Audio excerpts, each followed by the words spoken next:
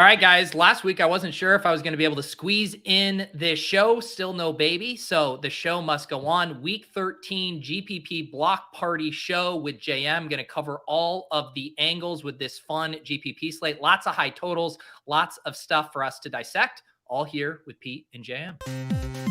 Peter's one of the greatest depositors I've ever seen. Trust the process. Let's go. I got auto match with Levitan. Bullshit. I just go the other way. In that 66, I win all the money. All the money. If I had 150 lineups, I'd win too. AP, coach spot bullets in your head like KD. Bust it, bitch, go bust it. And I had 10 pints with me in Russia. Hey, everyone. All right, JM, we are live. We are ready to talk week 13. What do you got on your hoodie today? I got my Paddington Bear. Oh, I love it. Hoodie. Apparently, I have kids. So have you seen The Unbearable Weight of Massive Talent? No. It's with Nick Cage and I'm drawing a blank on his name, the guy who plays the Mandalorian. Anyhow, Pedro Pascal. It's basically a movie where Nick Cage plays the Nick Cage persona, the way we all perceive him, except that is really how Nick Cage is. So it's like Nick Cage plays Nick Cage, and it's a hilarious movie. But anyhow, he and Pedro Pascal bond over how much they both love Paddington 2. And so then we watched that with the kids, and I actually didn't really watch it because, the kids were running around and I was cleaning up the house and stuff, but apparently we liked the movie. So now I've got a Paddington sweatshirt. There you go. I love it. That feels like one of those gifts that like your kids give you with kid logic, where it's like, I like this gift, and so I'm going to give that to you as your gift. It was like my brother used to give my parents DVDs that he liked. So I was like, this isn't a thoughtful gift. Yeah, I'm gonna get William an iWatch this year, an Apple Watch, and then I'll be like, you probably don't need this. I'll just keep this for myself. There you go. There you go. Shout out to the chat this afternoon. We have a very fun slate on tap. I mean, I can't remember another week, Jam, where we had multiple games with totals over 50. I feel like we're normally lucky if like one is barely cresting over 50. Yeah, it's funny. This is so normal for past years, where past years, these 46, these 47-point totals, those are the ones that we look at and we say, maybe this game goes off and nobody's on it because of these 50-point totals. This year, those 46, 47, 48-point games have been the games to focus on. So, yeah, this week's very different. Interestingly, that Raiders-Chargers game is no longer a 50-plus point total. It's dropped to 49.5. I think that's an interesting discussion, too, just because we have been playing DFS for several years. We have our perceptions of the Chargers built, but I sometimes talk about my first year in MLB, where I knew the Red Sox really well, didn't know the other teams, didn't have biases, easier to take the names off the jerseys. The Chargers ranked 23rd in offensive DVOA, 21st in pass offense DVOA. And so it's more of a bet on, I mean, they're basically right next to New England and Washington and some of these teams, the Pittsburgh, that if they were playing the Raiders, we wouldn't be like, oh my gosh, this game, right? So it's more a bet on how bad the Raiders defense is than on how good the Chargers are. Although they still have Justin Herbert, they still have the weapons. But yeah, interesting to see that game total dropping below 50. But then we have Chiefs and Bengals. What I really think is interesting about this slate. So we were about to talk about this before the show started. And then it was like, well, actually, let's just start the show and talk about it on air. So all the focus right now seems to be on Jags and Lions. Obviously, people are aware of these other games, right? But I kind of perceive it like this. People are like, well, where do I save salary? Okay, Trevor Lawrence is underpriced if this game goes off. And Zay Jones is underpriced if this game goes off. And Amon-Ra St. Brown has got a pretty nice price tag. And so what's happening is they're missing all of these sub 4K wide receivers who are actually pretty solid upside plays. DeAndre Carter is a solid upside play. DJ Shark is a solid upside play. Kendall Hinton is a solid upside play. Sky Moore is a solid upside play. Juwan Jennings is a solid upside play. Marquez Valdes-Scantling is not under 4K, 4.1K, solid upside play. But people are kind of like getting up to this Zay Jones range of 4.9K to save their salary. So then they end up on this sort of mid-range build, right? Travis Etienne's clearly one of the most underpriced running backs, but he's 6.4K. So they end up on this mid-range build, which is then creating this salary squeeze where they're not able to get up to Travis Kelce, who's coming in under 10% ownership right now, and Patrick Mahomes is coming in kind of surprisingly lower owned. Tyreek Hill coming in with low ownership. Tua is coming in with 1% ownership. Obviously, game total there is kind of throwing people off as well. But yeah, I think it's a really interesting setup where people are kind of finding certainty on this game. Very good game. And if it were low owned, it'd be a game like, hey, look, this game has more upside than people realize. But because people are kind of flocking to that game, it's creating this salary squeeze that's forcing them away from these other games. And so what I said to you before we got on air was I got a game changer roster reserve, single entry, high dollar contest that I typically play that contest. I might end up withdrawing that entry by the time we get to Saturday night. If I might be like, look, I can't get down to one roster that I know is my edge, right? But I love playing a lot of rosters on this slate because there's so many places to search for upside, and it feels like the field is really kind of narrowing in their view. So I talked for 3 minutes straight. What do you have to say to any of that? Well, I was laughing because I'm the opposite this week. I'm just going to play one lineup because I have no idea when my life is going to be thrown into chaos. And if I'm here trying to, fill out 3 spy lineups from the hospital, I think I'll combust here. So I'm playing it safe with just one. So I'm in the opposite scenario as you, but I do feel the same thing as well. Like you said, when you look at the current optimal lineup, and I can pull it up right now on screen for people as well, you are getting a ton of the Jags and Lions. And then you're also getting some of these Browns in here with Deshaun Watson right now. And then also a couple value guys on the Jets. We should talk about Bam Knight here as well. Garrett Wilson showing up. And David Njoku was popping earlier. And now that he is not going to play, Freiermuth is squeezing in an optimal lineup right now. But as we kind of, do more macro stuff though, what are your thoughts on kind of these Jets values who I also think will be pretty popular plays this week? Yeah, I just finished recording the Angles podcast. I had Jalen Warren in the bottom-up build, both bottom-up builds. And then we got news that Najee Harris looks like he's going to play. So that should put even more ownership on Zonovan Knight, Bam Knight. Yeah, I mean, so here's the thing. This is a week where I don't want to. I said earlier in the week that there's potential that if we had a 60K salary cap, you could score 300 points this week. And I actually was building with a 60K salary cap early in the week so that I wouldn't have to look at the value stuff right away, but could kind of just get a sense of like, hey, what could you put on this roster? Like, where is all the upside on this slate? And so I do think that, I don't think that these cheap running backs are going to put up 25 points. Like Zonovan Knight's not going to put up 22 to 25 points in most scenarios. And we don't want to be sacrificing opportunities for 25 to 30 point scores on a week like this.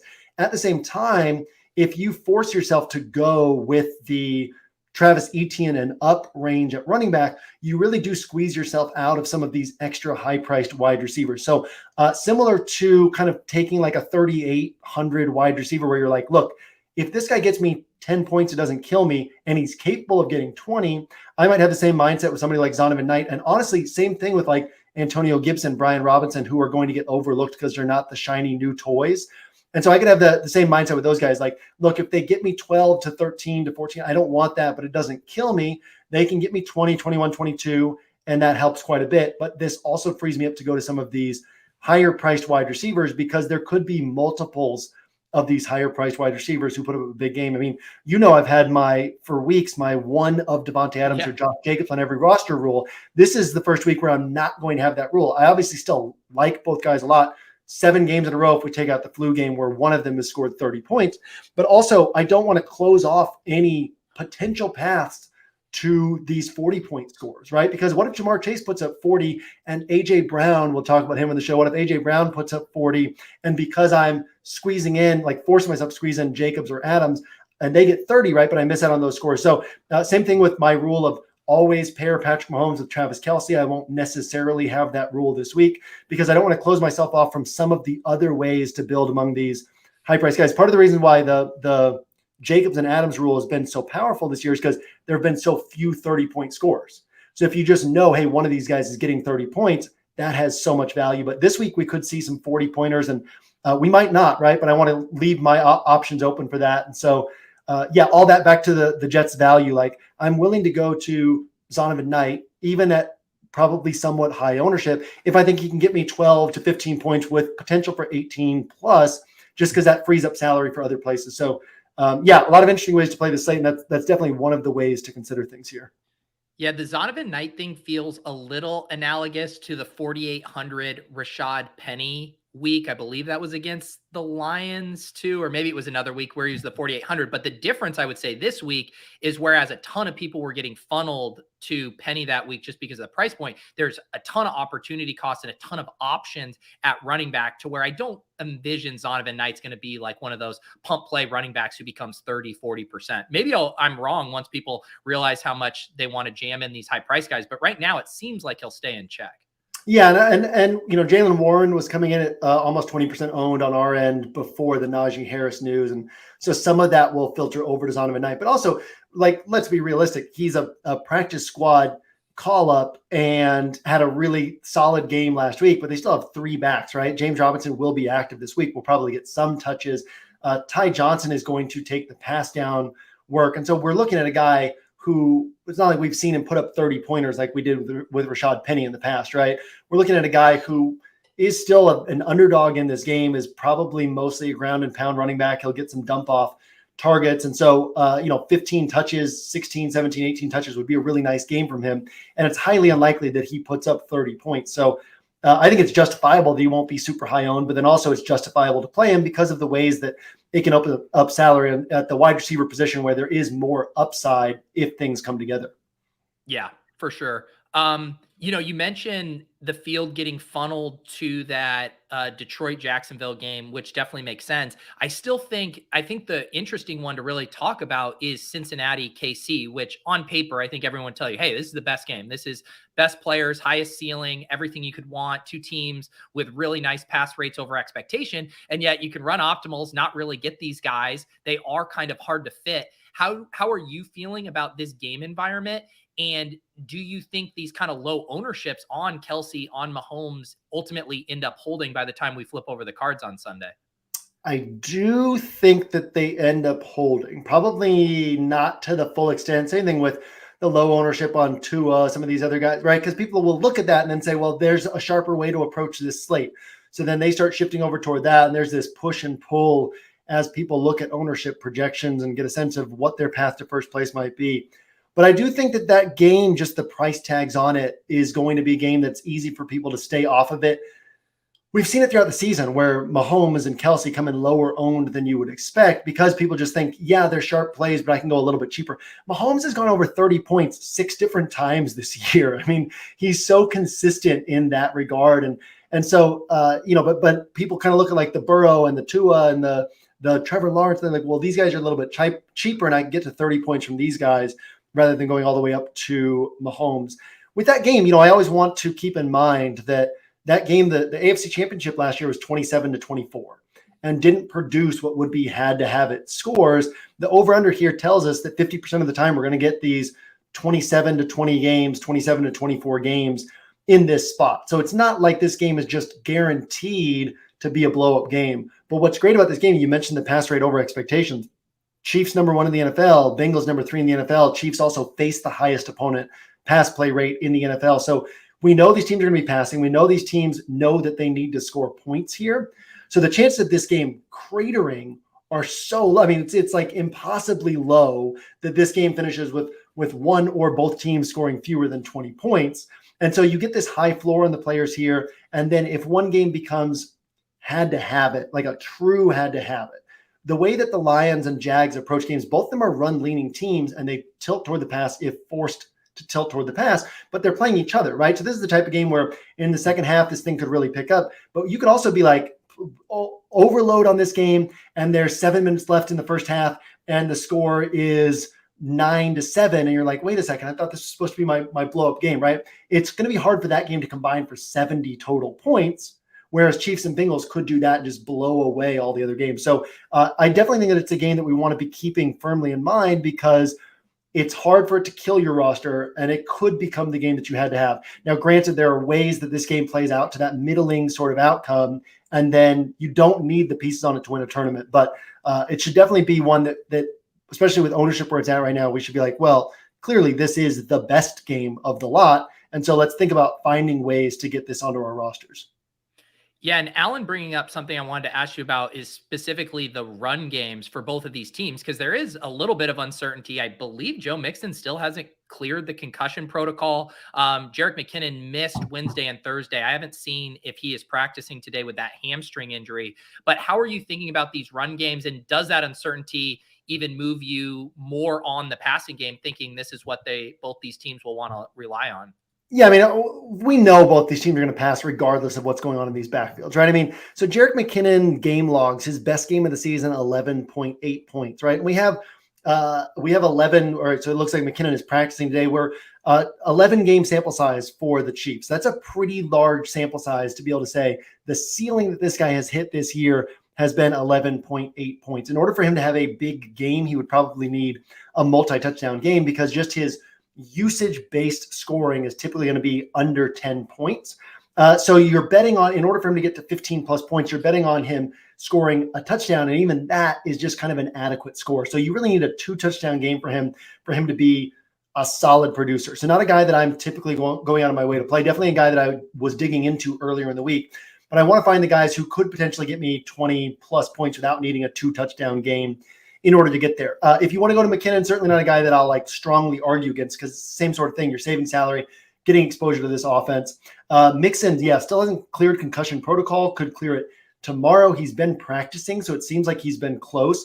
But if not, then P. Ryan becomes a really interesting guy in a spot where we know the Bengals want to pass, and P. Ryan's going to be involved in the pass game.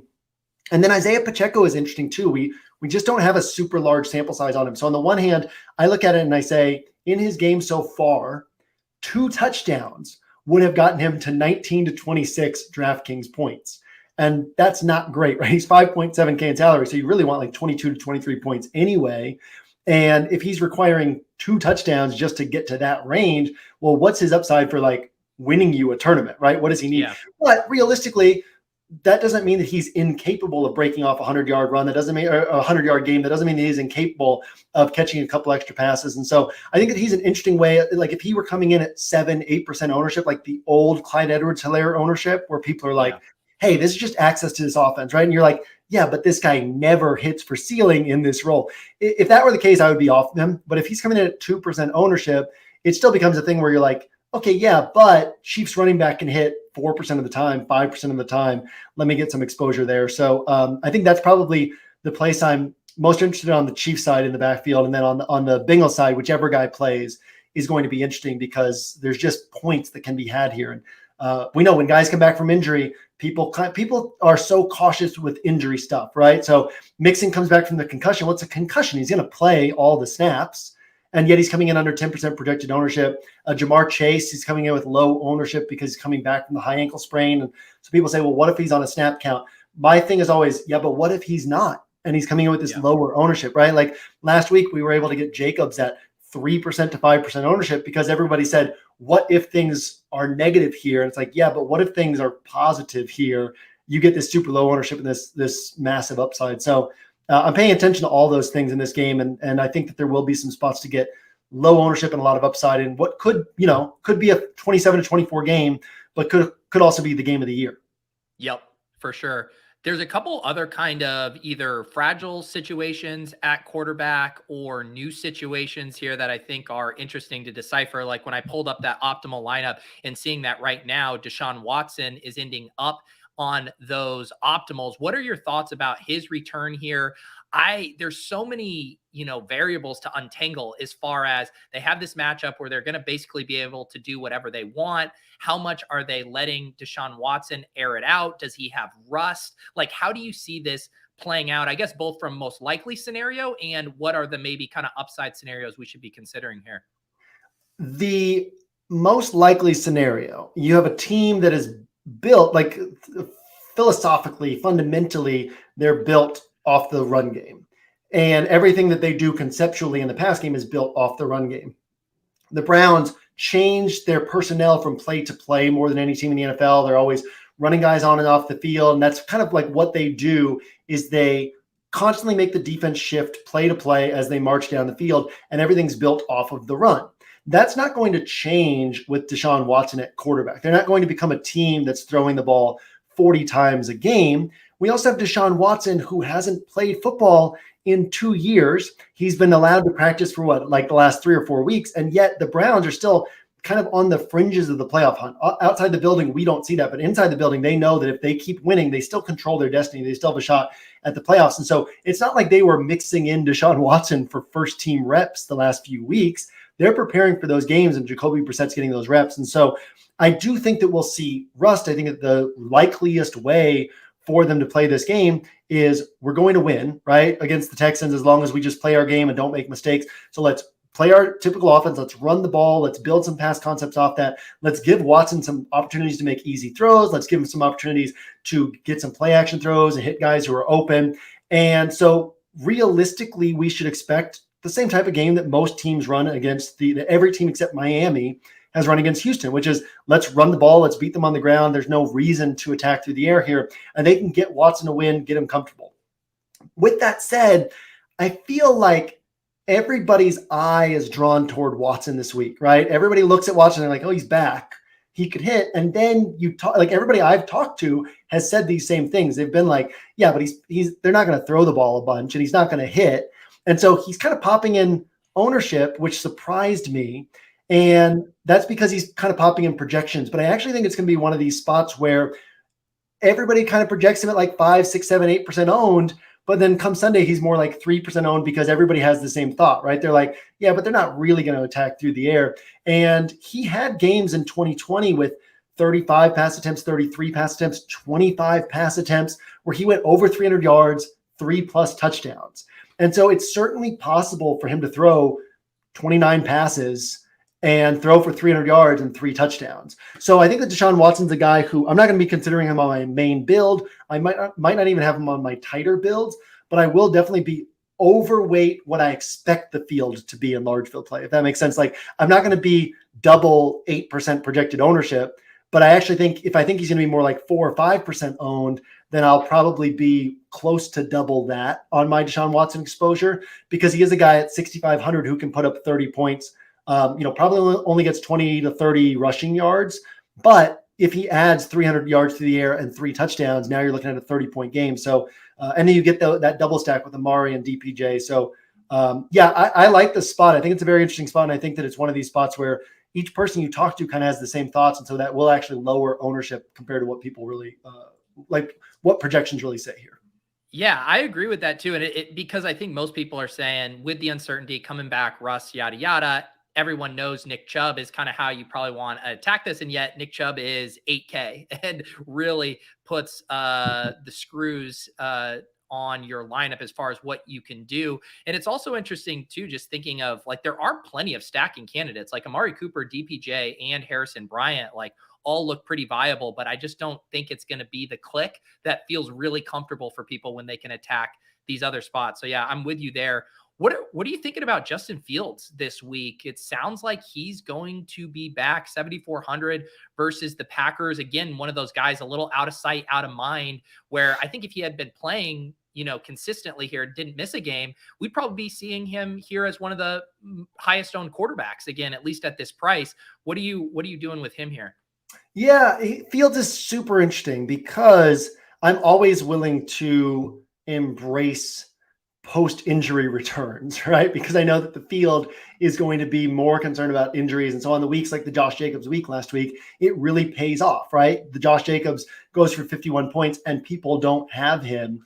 And so I'm willing to play Fields. The one major drawback with Fields is the lack of a stacking partner. And so, we can look and be like, well, yeah, but Cole Kmet hit both times that Fields hit. But if we go that layer deeper, right, Cole Kmet hit because he scored 2 touchdowns both times. So if either of those times he'd scored 1 and the other touchdown went to somebody else, then nobody hit alongside Fields. And why that matters is now Fields goes for 40 points. It doesn't matter, but we don't know on this side of the games if he's going to go for 40 points. So on this side of the games, it's like, well, if we get Fields right, that's still just one thing that we get right. Whereas most quarterbacks, if we get it right, we get 2 or 3 spots on our roster right. So if you get Burrow and a double stack correct, you now have 6 spots left on your roster that you have to get right. And if you get Fields right, you have 8 spots left on your roster you have to get right. Like the math on that is just so different. And so Fields just inherently at this price tag is a little bit less valuable than some of the quarterbacks that you can stack in good game environments, because those quarterbacks then give you, if they hit, they give you a clearer shot at first place because you now have fewer things you need to get right. But with that said, I do think that Fields very much could go for 35 to 40 points in the same matchup where Jalen Hurts just rushed for 157 yards against the Packers. Yeah. And so, Fields is a guy that I'm very much interested in. I don't have a really broad quarterback list this week, especially on tighter builds, and Fields is on that list. But I just want to mention that drawback with Fields as well, in that you are threading a thinner needle with Fields because you get him right and then still need to get 8 things right on your roster, unless, kind of randomly you pair him with a guy who scores 2 touchdowns again. Yeah, and there are so many quarterbacks to discuss this week. I'll keep one in our back pocket for when we do our building blocks here in a little bit. But how about up on the high end here? Lamar Jackson, I think, is going to be incredibly low owned, as will Mark Andrews with him. How are you thinking about him in this spot against just a absolutely disastrous Broncos team? Yeah. I won't be playing him. And it's a weird thing, right? When it's a guy who's this low owned and can break the slate. And I know a lot of, I'll do my show with Squirrel Patrol after this, and Squirrel Patrol will certainly have some Lamar Jackson ownership, because a lot of sharp DFS players, they see low ownership on a guy who can break the slate and they pull the trigger, right? I always like to lean on my NFL knowledge, which I think is one of my edges, as long as I don't overrate it. And so I understand how the Ravens want to call a game. I understand how teams call games against the Broncos, and it lines up perfectly with how the Ravens would like to call a game. And so I recognize that in order for Lamar Jackson to hit for a had-to-have-it game at this price tag, it almost certainly requires the Broncos putting up a bunch of points themselves, or it requires just something totally fluky, right? Like 100 rushing yards with the bonus and 2 rushing touchdowns, something like that, because they're not going to pass the ball a ton. They want to control this game. They want to take a lead. They want to use Gus Edwards. They want to use all their running backs and kind of play off of each other with that. Lamar Jackson, kind of a guy who a lot of these lower total games he's been in, even though he's been low owned, I've still been like, you know what, though, I'm not going to use 6% of my rosters on this guy, because I do feel like that's just giving away money, even at this low ownership. So more power to you on anybody who is taking the plunge on Lamar Jackson, because, he can technically put up 35 plus points, but we've seen it, right? If he puts up 35 plus points, we've talked about it. All 5 times he's done it since the start of last year, it's been in high scoring games, 56 or more combined points. 4 of those 5 games have been 60 or more combined points. And I just don't see 56 or more combined points coming in this one. And if he manages to put up 35 without that, that's great for anybody who rostered him, but even that doesn't kill me, right? And so I have a hard time seeing him doing like 40 plus and me being like, God, why didn't I play Lamar Jackson in this matchup with the way that the Ravens like to call a game? Yeah, I think I'm right there with you. I'm curious, are you willing to use Andrews by himself, though, this week still in your builds? Yeah, and yes and no. We're still, like, our perception of Andrews is skewed by what he did last year and what he did at the start of this year. What he did at the start of this year was in these shootout games where Lamar Jackson was passing a bunch and Lamar Jackson was putting up 45 points and Andrews was scoring. And then last year, when Gus Edwards wasn't healthy and all their running backs were hurt, and they were going with this pass leaning game plan, and Mark Andrews was seeing 10, 11, 12, 13 targets a game, which he's not seeing right now. So I do think that Mark Andrews at really low, once the field starts catching up to these things is when I like to start swinging the other way, right? So for weeks, for me, it's been like, yeah, but Mark Andrews doesn't really have the role people think. He's higher owned than he should be. I'll be underweight the field. Now that people are catching up to that, I might swing towards some Mark Andrews, but I do still think it's sharp to stay off him when we take away the strategy angles, right? Like, he's low owned because he should be low owned, not because people are making a mistake. So he can still hit, but it is actually sharp that people are not playing him at high ownership. Another guy up at the high end who I think still projects for kind of the highest raw ceiling at quarterback is Jalen Hurts. I think similar to some of the Chiefs Bengals stuff, it does feel pricey, which is going to keep ownership in check. I know you've referenced a few times that game against the Steelers a few weeks back, where we did see Hurts and specifically AJ Brown really go off. What is your thoughts overall about the Eagles and just this entire game environment with the Titans, who, obviously want to establish the run, want to slow this game down?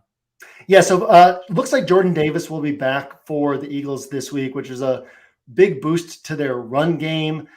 and would kind of somewhat take away from what the Titans want to be able to do here. So Jalen Hurts, this is, I think, a big mystery on the slate, right? How are the Eagles going to approach this game? They've been run heavy. They haven't been putting up passing yards, but we can look at the context of why the Eagles haven't been putting up passing yards, right? Last week, you're playing a really tough pass defense in the Packers, a really bad run defense. Hurts rushed for 157 yards. Why would you not keep running the ball with him?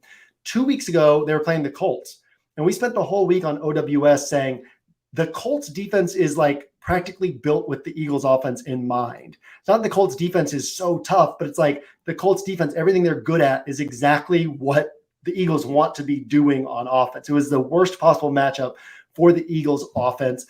Eagles won that game 17-16 with an end of game drive to take the lead. And then the game before that was Washington, and Washington controlled the clock. They had the ball for over 40 minutes. Washington leads the NFL in time of possession. The Titans are 19th in time of possession. Washington has been doing this all year. Washington controlled the clock in that game. Washington is a great comp for the Titans. Have you read me write this up yet, or is this new information to you? I haven't read this yet. I love this. So Washington 14th in DVOA against the pass, 4th against the run. Titans 17th in DVOA against the pass, 1st against the run. Washington, okay, this game against Washington, Jalen Hurts threw only 26 passes, but they had the ball for 19 minutes and 34 seconds. We extrapolate that to 30 minutes of time possession. That's 39 pass attempts. Now, that's pretty simple to do that, right? There's a lot of error available in that. But last time the Eagles played Washington, he passed the ball 35 times. Let's go deeper. How did the Eagles call their game against Washington? So Washington started with the ball this last game, right? This game where Hurts threw only 26 passes. Washington started with the ball and fumbled. Eagles got the ball on the 18-yard line, sudden change, called 3 run plays, scored a touchdown. Those are not schemed plays. Those are sudden change, get on the field, let's pound this ball in, score a touchdown. Their next 3 drives, the Eagles called 16 pass plays and 2 run plays. Their second drive, which would have been their schemed plays, was an 11-play drive, 9 passes, 2 rush attempts. And then their next 2 drives were 7 passes, no rush attempts. First one was a 4-play drive that ended in an interception. Next one was a 3-play drive that ended in a punt. That is 16 passes, 2 rush attempts, or even if we take that first drive with the sudden change, 16 passes, 5 rush attempts. So this is just 3 games ago. It's very reasonable to expect the Titans to come out with a pass-heavy game plan. What I really like here too is with Jalen Hurts, we're really paying for his rushing upside. So I think he can put up 300 yards and 3 touchdowns. He actually did it against Washington the first time these teams played. But do I want to pay $8K for him to hopefully throw for 300 yards and 3 touchdowns? Or do I want to gain that access to, hey, Eagles pass the ball through A.J. Brown, who is really close friends with Jalen Hurts, who plays for a player's coach in Nick Sirianni, and who felt really hurt by the fact that he'd helped build up this Titans franchise on his rookie contract and then got traded away when he was ready to get paid. And so I really like getting my Jalen Hurts access this week through A.J. Brown at what's currently projecting at 3% ownership. So that's a spot that I absolutely love in tournaments this week, recognizing its broad range of outcomes, right? He could score 18 points, 21 points, and that hurts you at his price tag. But man, he could also score 40 plus and people won't have him. And so, I like Hurts this week, but what I really like is, okay, if Hurts is passing and not running as much, what I really want is, where do I get that upside? Dallas Goedert's out, concentrated offense. I really like A.J. Brown this week, and I'll have some Devontae Smith too, just as like a hedge off of that A.J. Brown exposure. Yeah, I love this spot for both of those guys. One more macro thing I wanted to get your thoughts on before we dive into building, and I pulled this up on my Monday morning GPP review stream, was this Awesemo lineup that won the SPY last week. Have you seen this yet? No, but this is similar to what he had in the Game Changer. Might actually have been what he had in the Game Changer. And I've been talking about all year about Awesemo doing this. He's done it with Miami several times. He had games where he had 5 Miami pieces in small field play. 5 pieces from Miami in small field play, a ton of times with 4 pieces from Miami. We take concentrated offenses and we treat that block of salary as access to all of their fantasy points. We know that some of the guys on this roster are going to disappoint, but we know that from the overall block of salary that we're spending, we're getting all of the points. So we're not worried about, okay, I'm getting one spot wrong and 3 spots right. We're worried about we're covering 4 spots, which now gives us far fewer things to get right. We know mathematically getting 5 things right is like measures and measures easier than getting 6 things right or 7 things right. So you cover 4 spots and you're not worried about, hey, one of these individual players disappoints. What you're worried about is I'm spending this block of salary and covering 4 spots and getting these points. And now I only need to get 5 things right from here. So we've seen it with the Miami offense. And now with four or five different times, Osmo's main build has been just overstacking Miami. And then we saw it last week with the Raiders offense. And this is something I've talked all year about. I had Jacobs and Devontae together on like 8% of my rosters last week. And then the other 92% was one or the other.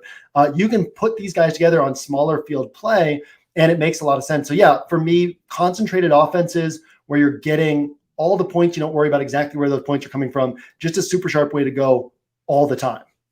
Yeah. And it kind of broke, and I've seen him do these lineups too. I think it was this one that kind of broke my brain a little bit because it is the more like, if you're quadruple stacking Tua, early on and how it's like, yeah, toss Gesicki there, toss Trent Sherfield. But I think with Derek Carr, who, you could probably pull up the splits of how few times he's crested 25 fantasy points. And then knowing that Jacobs and Adams have been slightly inversely correlated, where when the one guy goes off, the other's doing kind of what Adams did here, maybe getting you 15. But I think what was fascinating to me about this was this idea of, well, one, I'm sure a sim came up with this lineup for Osmo, but the fact that as hand builders, we are trying to lean into correlation to get more things right, but we fall into certain patterns of correlation, double stack with a bring back, a mini correlation, and that this idea of over correlating is probably being underused by the field and is actually probably more at the heart of what correlation is trying to get at than the way most of us will do it by default. Yeah, we actually broke down one of Osmo's rosters a couple of weeks ago on the Winner Circle podcast that was similar to this one. Somebody had asked a question about it where it was a Miami overstack without a bring back. And we broke down why it made sense to not have the bring back on that particular roster. And we could do the same thing here. Of course, I'm not playing Keenan Allen in tournaments ever, especially at high ownership. But we could do the same thing here in terms of like where the salary is allocated. And we recognize that once he drops below a certain salary threshold, he changes everything he's doing. So you don't want to force the bring back on this roster just to have it. And so, yeah, that over correlation, what Zandermeer often says is correlating doesn't typically increase your ceiling. It typically lowers your ceiling a little bit, but it increases your chances of winning because while everybody else thinks they can get 9 things right, we've talked about how hard it is to get 5 things right on a parlay, right? Even if they're correlated and like super plus EV bets, it's still really hard to get 5 things right. So let alone getting 9 things right on a roster. And so if you can kind of say, look, here's my bet on these, covering these 4 spots, I'm getting these points regardless of how they show up. And now I have fewer things to get right. It doesn't increase your ceiling, but it increases your chances of winning because everybody else is trying to get more things right. And you bank on the fact that they're going to miss on some of these things. It's similar to the Patriots all those years, basically saying like, we're never going to have the best team, but we're going to keep our window open for a long time by having a good team and training this team to make fewer mistakes than our opponents, right? And just know that our opponents are going to make mistakes and we'll capitalize off of that. That's what this roster essentially does is everybody else will try to get too many things right. They will swing and miss. And so even though we're lowering our ceiling here, we're increasing our chance of a first place finish. Yeah. And I think it's fascinating too, of like, whether you are hand building, it doesn't feel good to do, a 4 stack without a bring back. And if you're setting optimizer rules, like how many people are going out of their way to say quarterback with 3 players from his team and no bring back. So it's really interesting to see, when you get pushed out of that comfort zone, but are still relying on principles of correlation, how you can build really solid lineups. One more before we do our lineup build, because, and I got, of course, got a little sneak peek of what we're going to do on our building block.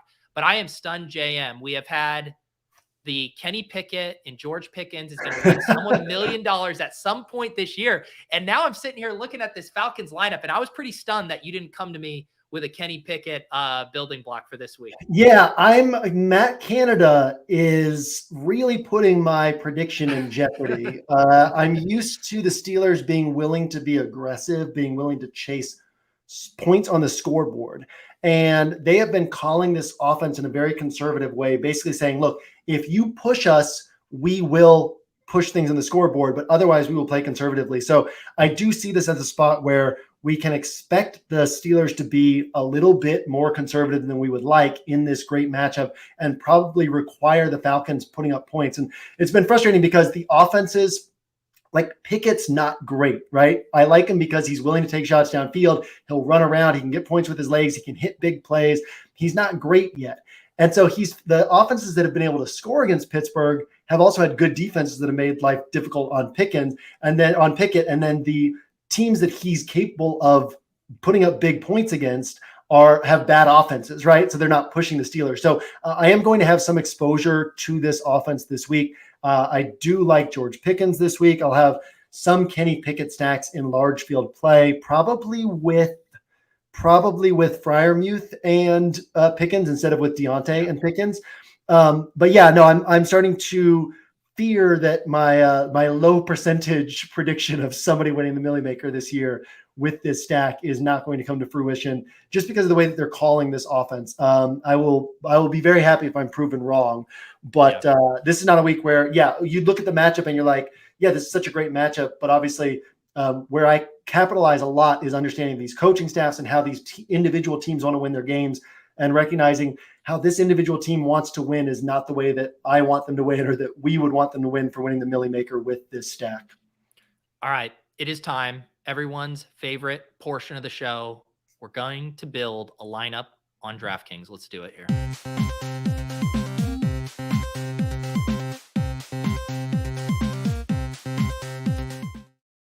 All right, as usual, we have our Deposit Kingdom Weekly League, 350 entries here, 240 spots already taken, meaning if I can do math, 110 available. As always, I have this link posted in the Deposit Kingdom Discord in the announcement section. Got the link down below. If you guys aren't in the Deposit Kingdom Discord, highly recommend it. If you're a YouTube member, you also get access to those Sunday morning crams, although I will be completely honest, all bets are off for this Sunday. If I'm around, I will definitely do it.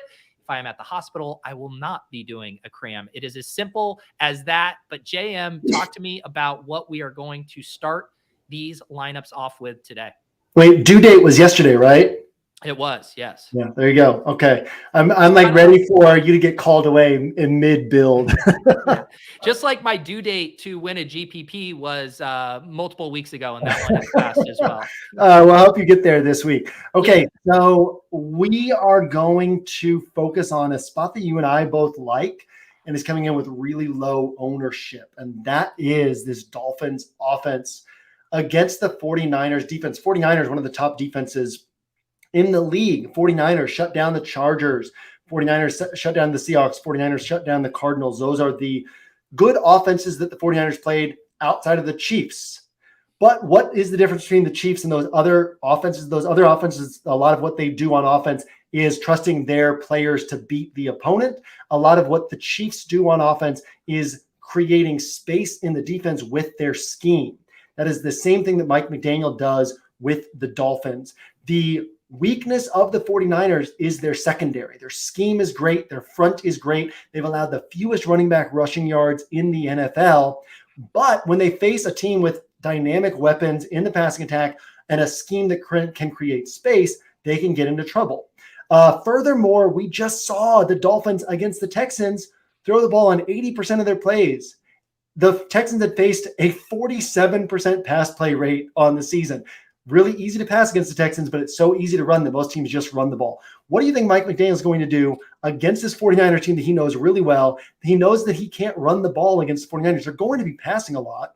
So if we have that certainty already covered, then the only question is, are they successful here or not? Maybe they're not, but at 1% owned on Tua, this is a great bet to make. So we're going to go with Tua. There's a lot of different ways to pair this, by the way. But on this one, we're going to go with Tua, Tyreek Hill, and Juwan Jennings. Juwan Jennings on the field every play for the 49ers, not every play, but a high percentage of the plays for the 49ers, nicknamed third and Jawan, a highly trusted piece of this 49ers offense. He's 3,200 and is capable of scoring 12, 15, 18 points. But even if he doesn't, he should get you 6, 7, 8, 9 points and keep this roster in play with 3,200 in salary spent. And this now frees us up to get to one or two of the other high price pieces that we might want to get here. Last thing I want to hit on, why not the double stack? We could also go with the double stack, Tua plus Waddle plus Tyreek, but we know that it's possible for one of these wide receivers to score 40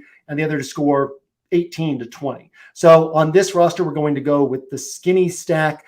I will have Tua on a lot of rosters this week. I will have him stacked a lot of different ways with a lot of different pieces from the 49ers, with single stacks, with double stacks, but this is the way we're going on this one. Pete, thoughts, wisdom? Yeah, I love this one. I told you earlier I had ramped up my Battle Royale volume on Underdog this week, particularly to attack this game. And I wanted to slice and dice it in as many possible ways, get some other of the non-Dolphins 49ers pieces rotated around that, because I'm with you. I think probably in most scenarios, this game, slows down a little bit. And yet with the potential for upside here, I could just see this one soaring well over the total. Like if I look at any game and I think it could go 15, 20 points over the total, I think it's this game. I'm curious your thoughts. Obviously I get the whole thing with Jawan Jennings and saving money. If you were to go up to one of the, I guess 4 premium pieces on the Giants, do you like, the Niners? Do you like how this sets up for any of them in particular? Debo, Kittle, Ayuk, CMC? Is there any other who would be your next guy you would consider there? Yeah. In addition to the 49ers allowing the fewest running back rushing yards in the NFL, the Dolphins have allowed the second fewest. So, I really do think that this is a game where we see both teams passing the ball more than people are probably realizing. The total on this game has already dropped a little bit. The Dolphins were implied for, I think, 22.5 at the start of the week. It's now like 21.25.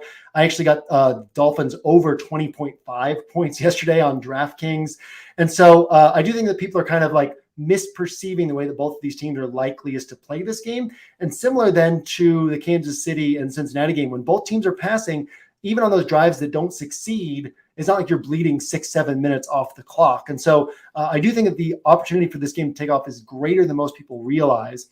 I like Kittle a lot, right? Any spot where Kittle is going to have an opportunity for more volume, he has an opportunity for 30 plus points. And nobody ever wants to play him because his range of outcomes is so broad. And everybody thinks about floor, but if we think about ceiling, he's the guy who can break the slate. Brandon Ayuk is consistently producing double-digit points, always has a shot at 25 to 30 points. He's coming in with extremely low ownership. And then Deebo Samuel doesn't have the same role that he had last year. And I don't just mean the backfield role, but like Ayuk has ascended, and that's taken away some of the alpha status for Deebo in the passing attack, but still capable of putting up a huge game here. And then Christian McCaffrey. Okay, all the blurbs on RotoWorld this week have been like Jordan Mason and Tevin Coleman, and like everybody's trying to figure out CMC's backup as if the backup is just going to step in and play the Elijah Mitchell role. And maybe the 49ers are so concerned about CMC's health that happens. But his first game, like his first full game with the team, right, when he actually knew the playbook, he played over 80% of the snaps and he scored 40 DraftKings points. And this is a game that the 49ers need. And so who's to say that Christian McCaffrey, like the knee thing is not a concern to me. The way Kyle Shanahan's talked about it has been as if it's no issue. The way Christian McCaffrey has talked about it has been as if it's no issue. He said he dodged a bullet. He was running full speed in practice on Thursday. He said he expects a full workload this weekend. And then the field is all trying to figure out his backup running back situation. And so I could see this being a spot where Christian McCaffrey ends up with 7-8 catches, 60, 70 receiving yards, 60 rushing yards, puts about 20 to 23 points before any touchdowns, and then potentially scores a couple of touchdowns and becomes a really valuable piece as well. So yeah, I like basically all 5 pieces on the 49ers, and I'll be mixing and matching all of them. Like you said, like there's just a lot of different ways to play this individual game, and it's going to be a really low owned game. So I do want to mix, like I'll dedicate a pretty large chunk of my rosters to just mixing and matching this game different ways. I would guess at least 20% of my rosters will be mixing and matching this game different ways. Yeah, and I think that's a really good note about how the team views Eli Mitchell, and they definitely view him in a tier above those other rookies and Tevin Coleman. And I think it's probably a bad assumption to think that TDP or Tevin Coleman or whoever it is just comes in and gets the work that Eli Mitchell was getting there. So yeah, it's something I want to think about. Although, man, using Tua, Tyreek, and CMC, that really hamstrings your salary cap pretty quickly. So that will be a very unique trio of players, I'm sure. Where is the direction we go next here? I'm curious what would be the next spot you would like to target? Right. So you say that about the CMC thing, right? And I think that that's an important note to bring up in that there is some value on this slate that I think people are overlooking.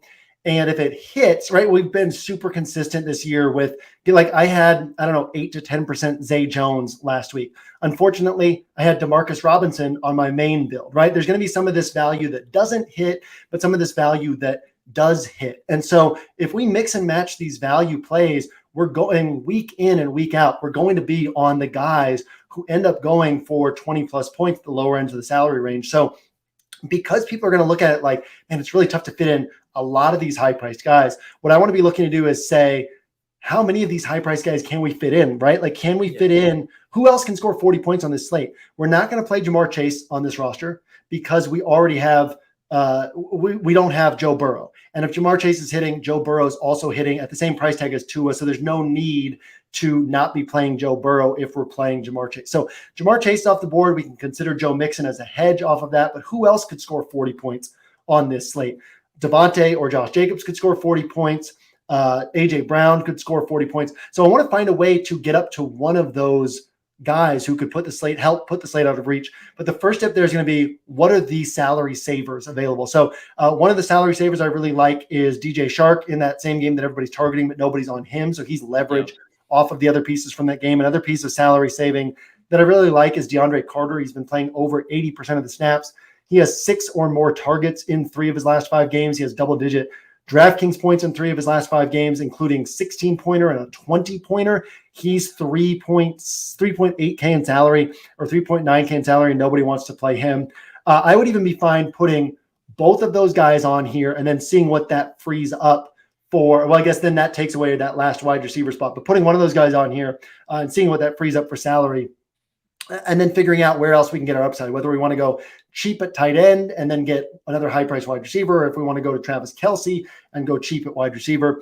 But yeah, I mean, and then we can throw in it just for like salary purposes, throw in a defense as well. I don't know if you have a cheap defense that you like, but throw in a defense as well and just kind of get a sense of what we will have for salary to work with here.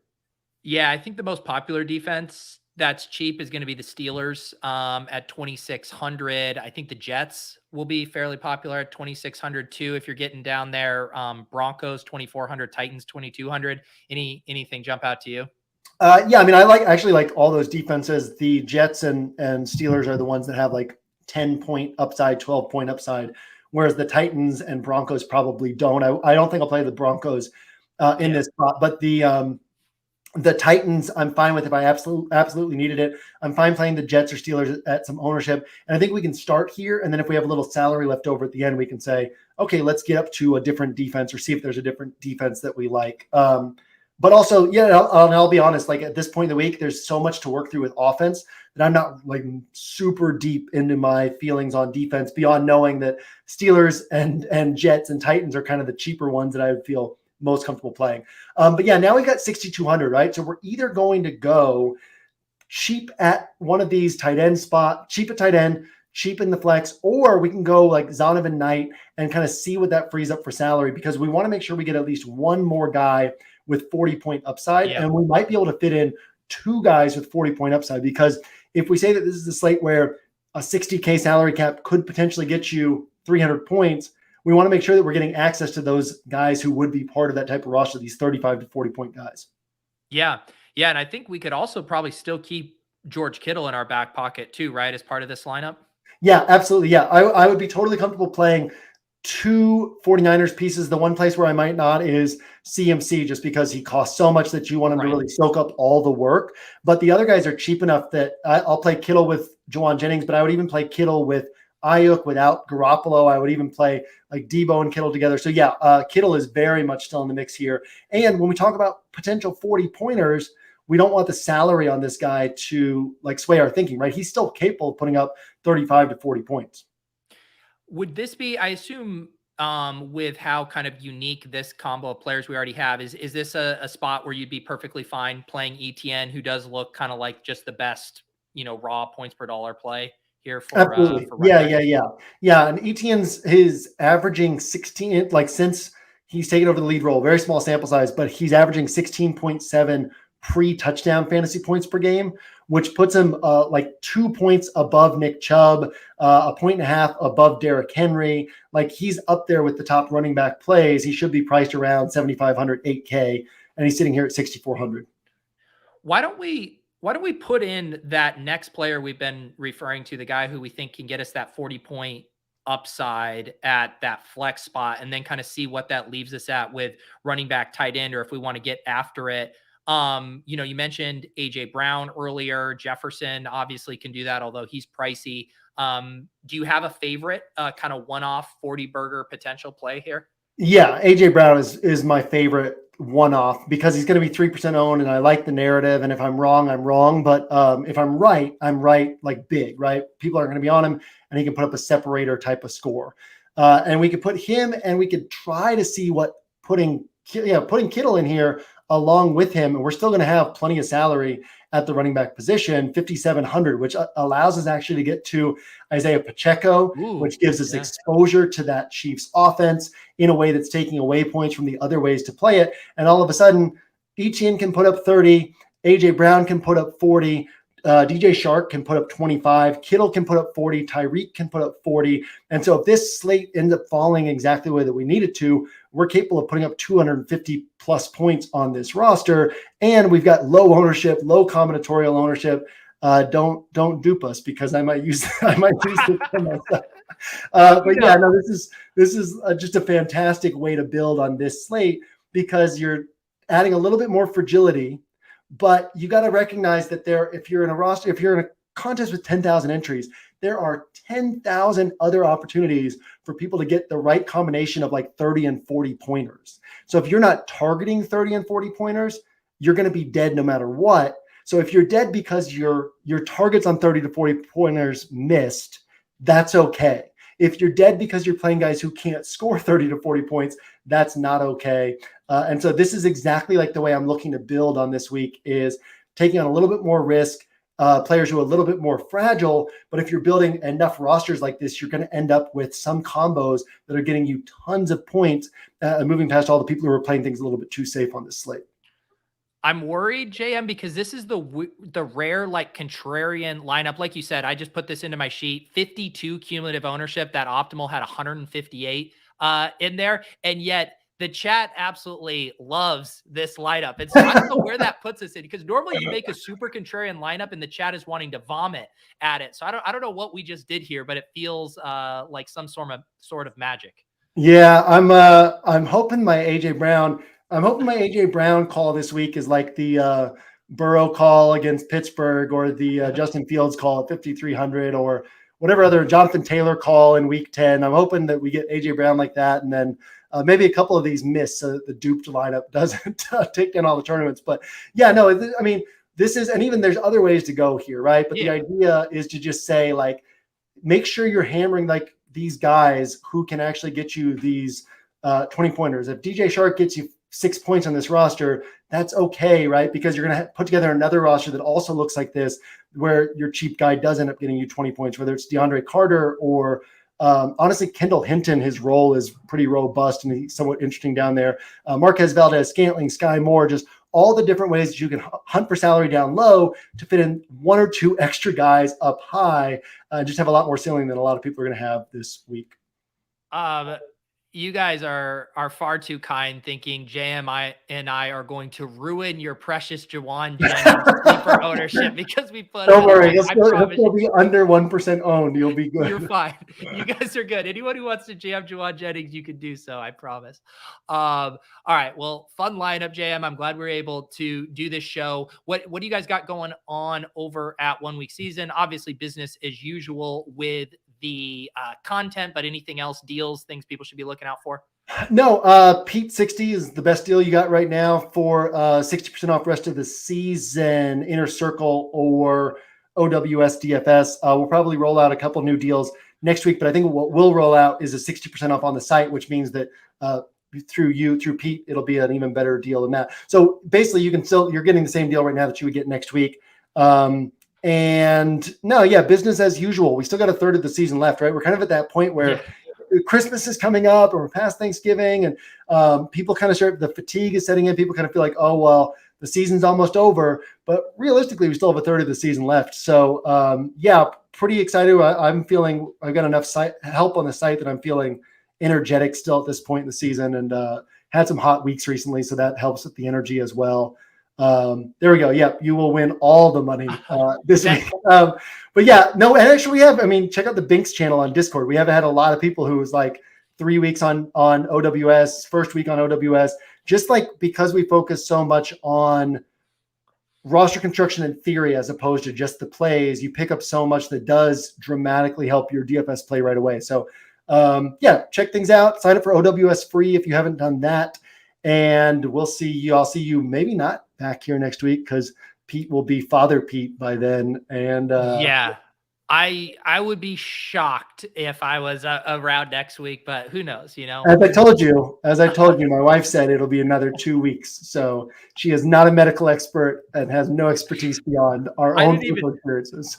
I didn't even tell Lauren the prediction of your wife because I didn't want her to dislike your wife's side. What's funny is William was our first kid, and he was born on his due date. So the 2 weeks late prediction doesn't even go off of our personal experience. But yeah, maybe we'll be back here next week and celebrate the fact that that Lauren is a week and a day past her due date and is extremely frustrated about that at the time. Sounds like she needs to start a spin-off business, OWS, obstetrician week season or something there. I think it's right there for the forecasting due dates is there we go. Sure a potential market. All right. I appreciate all you guys. Hop in the Discord. Make sure you get in that Deposit Kingdom tournament. Make sure you guys are checking out OWS. Please don't dupe JM and I in this lineup we built. We appreciate you guys. Have a great week 13. We'll see you at the top of the leaderboards.